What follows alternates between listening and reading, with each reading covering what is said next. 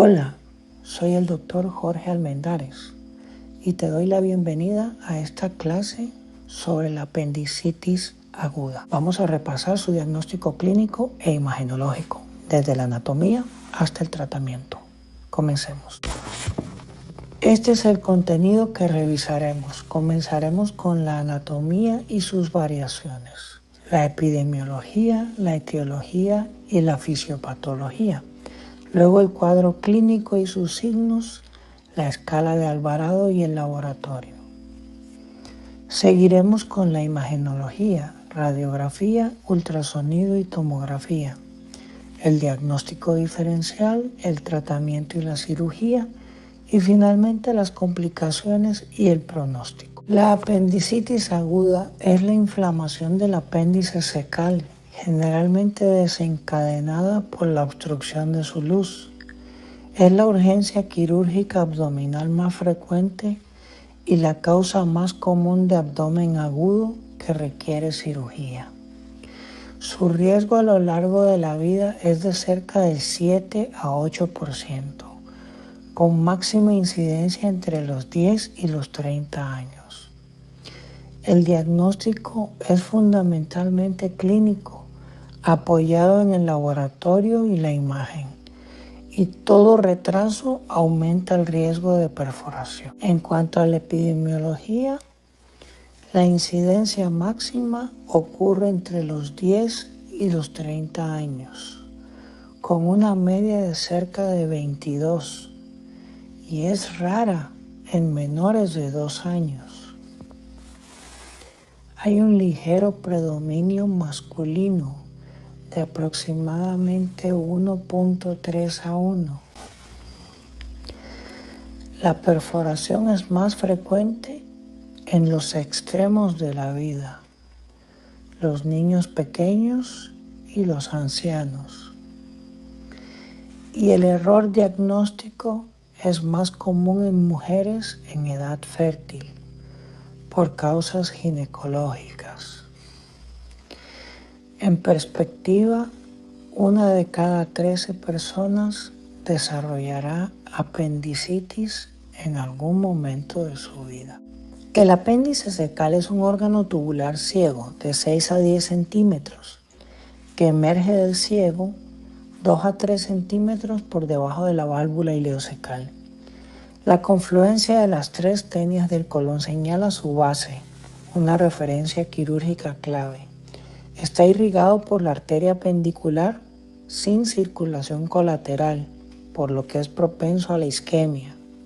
Tiene la base fija y la punta móvil, lo que explica la variabilidad de su posición y de los síntomas. Además, es rico en tejido linfoide, la llamada amígdala abdominal, máximo en la juventud. La posición del apéndice varía y determina la presentación clínica. La más frecuente es la retrocecal en cerca del 65%, que da dolor en el flanco, la región lumbar y signo del psoas positivo. La pélvica o descendente en cerca del 30% produce síntomas urinarios o rectales y signo del obturador. La retroileal o preileal en cerca del 2% tiene una presentación atípica. Y la subsecal o subhepática en menos del 1% puede simular una colexistitis. Las causas de obstrucción de la luz apendicular son 4. La más frecuente en niños y jóvenes es la hiperplasia del tejido linfoide, secundaria a infecciones virales. En los adultos domina el fecalito o apendicolito, que se asocia a mayor riesgo de perforación. También pueden obstruir cuerpos extraños y parásitos, como el Enterobius vermicularis o el Ascaris. Y con menor frecuencia los tumores como el carcinoide o el adenarcanima, que debemos sospechar en mayores de 40 años. La fisiopatología sigue una cascada. Primero, la obstrucción de la luz apendicular. Luego, la acumulación de moco y el aumento de la presión dentro del apéndice. Sigue la estasis y la proliferación bacteriana, y después la congestión venosa y linfática de la pared. Esto lleva a la isquemia y a la invasión bacteriana de todo el espesor de la pared.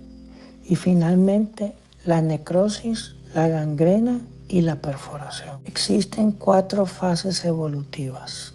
La primera es la catarral o edematosa, con congestión y edema de la mucosa en las primeras horas. La segunda es la supurada o flegmonosa, con exudado fibrinopurulento y úlceras.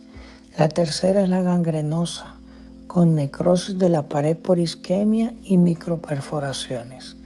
Y la cuarta es la perforada, con peritonitis o absceso. Esta progresión puede ocurrir en 24 a 72 horas. El cuadro clínico tiene una secuencia clásica, la de Murphy, presente en cerca del 50 a 60% de los casos.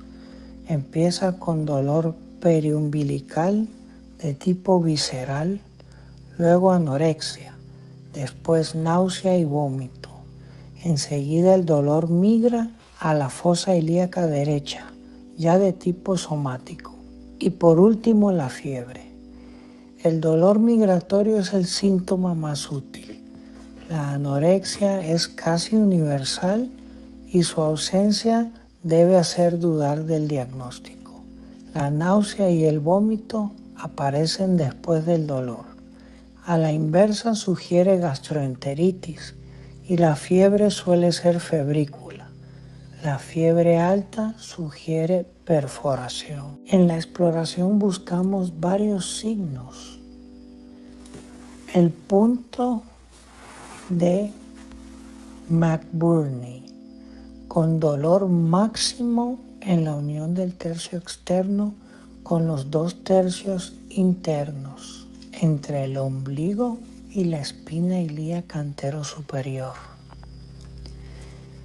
El signo de Bloomberg o rebote, con dolor al descomprimir bruscamente.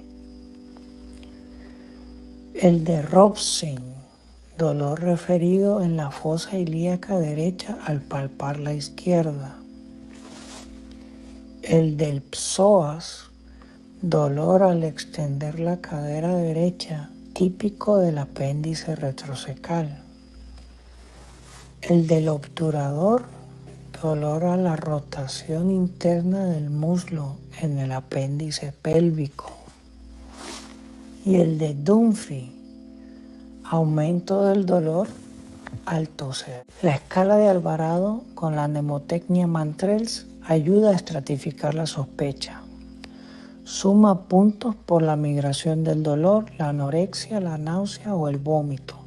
El dolor a la palpación en la fosa ilíaca derecha, el dolor de rebote, la temperatura de 37.3 grados o más, la leucocitosis de 10.000 o más y la neutrofilia. El total es de 10 puntos. De 1 a 4 la apendicitis es poco probable, de 5 a 6 es compatible y conviene observar o pedir imagen, de 7 a 8 es probable, y de 9 a 10 es muy probable y se valora la cirugía. El laboratorio apoya el diagnóstico. El hemograma suele mostrar leucocitosis de 10.000 a 18.000 con neutrofilia y desviación a la izquierda, pero un recuento normal no excluye la apendicitis. La proteína C reactiva se eleva, combinada con la leucocitosis aumenta la sensibilidad. La velocidad de eritrosedimentación es un marcador inespecífico de apoyo. El examen de orina descarta la infección urinaria y la litiasis. La prueba de embarazo con la fracción beta de la gonadotropina coriónica es obligatoria en la mujer en edad fértil para descartar un embarazo ectópico. Y pedimos también glucosa, nitrógeno ureico y creatinina para la valoración preoperatoria. ¿Cuándo y qué estudio pedimos?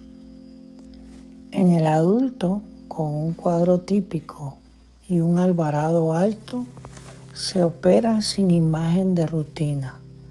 La ecografía es la primera línea en niños, embarazadas y jóvenes delgados, porque no usa radiación. La tomografía es el estudio de elección ante la duda diagnóstica, por su alta sensibilidad y especificidad.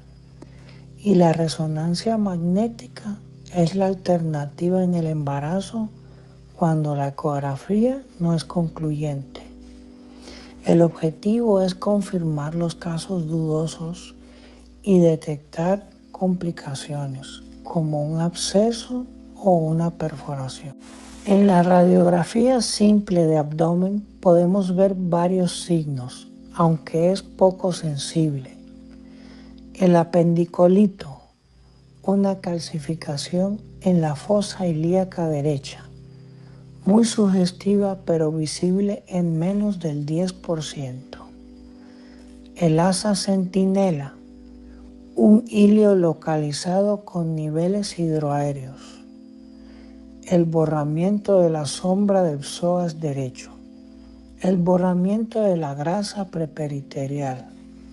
Y la escoliosis antálgica. No se recomienda de rutina. Es útil sobre todo para descartar otras causas, como una perforación de víscera o una obstrucción. La ecografía se realiza con compresión graduada. Buscamos una estructura tubular ciega, no compresible, con un diámetro mayor de 6 milímetros. El signo de la diana con anillos concéntricos en el corte transversal. Aumento de la vascularidad de la pared en el Doppler. Un apendicolito como foco ecogénico con sombra. Líquido alrededor del apéndice y el McBurney sonográfico. Dolor a la compresión con el transductor.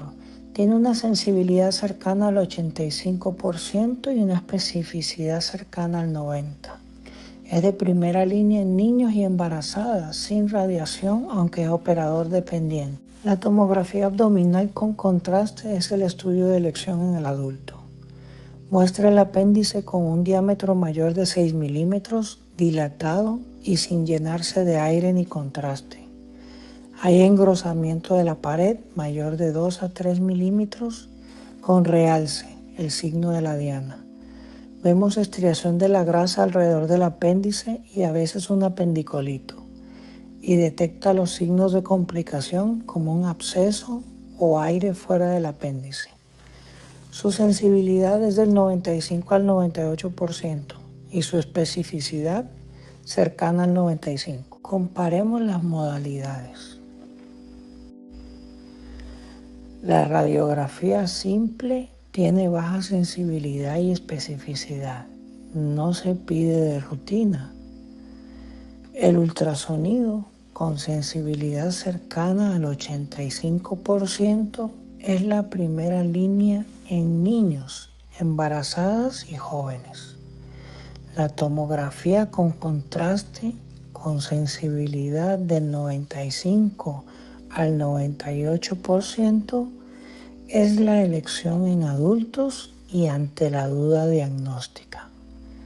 Y la resonancia magnética se reserva para el embarazo cuando el ultrasonido no es concluyente. En la práctica, la tomografía es el patrón de referencia. El diagnóstico diferencial del dolor en la fosa ilíaca derecha es amplio. Entre las causas gastrointestinales están la linfadenitis mesentérica, la gastroenteritis, la diverticulitis, la colecistitis, la pancreatitis y la enfermedad inflamatoria intestinal. Entre las ginecológicas, la enfermedad pélvica inflamatoria, el embarazo ectópico, la torsión o el quiste de ovario y el folículo roto.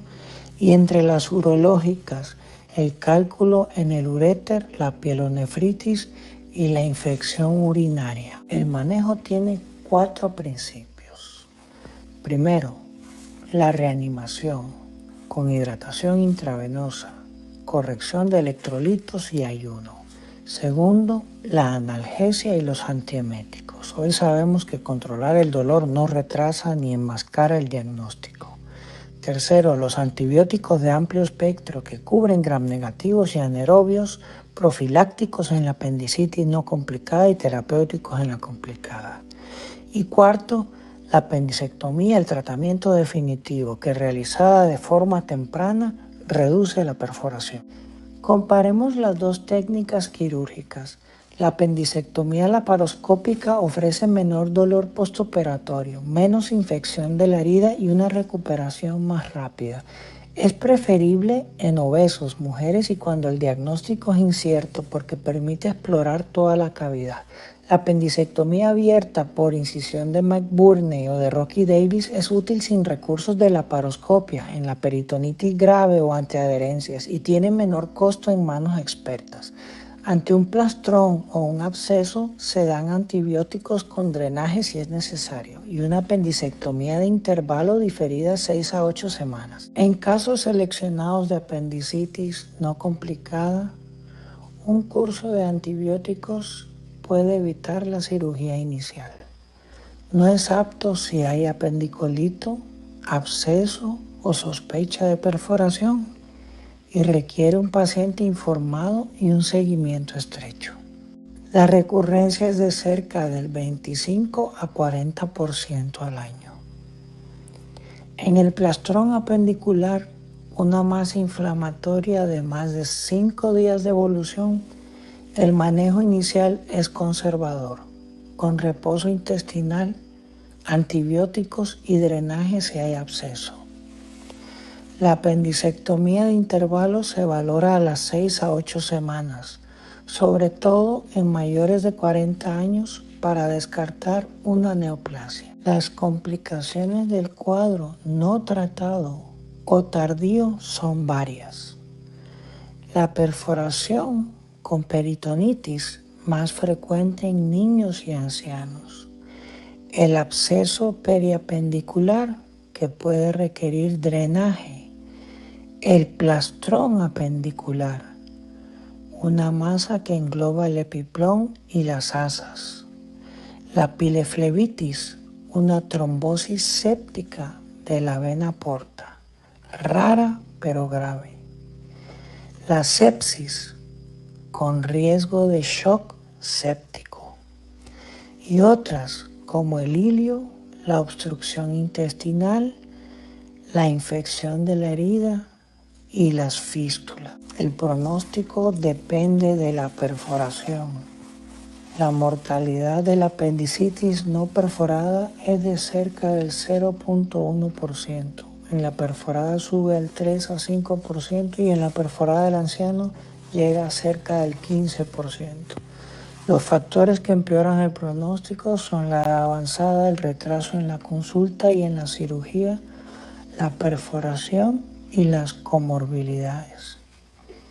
Cerca del 47% de las complicaciones ocurren tras la perforación, por lo que el diagnóstico temprano es el factor modificable más importante.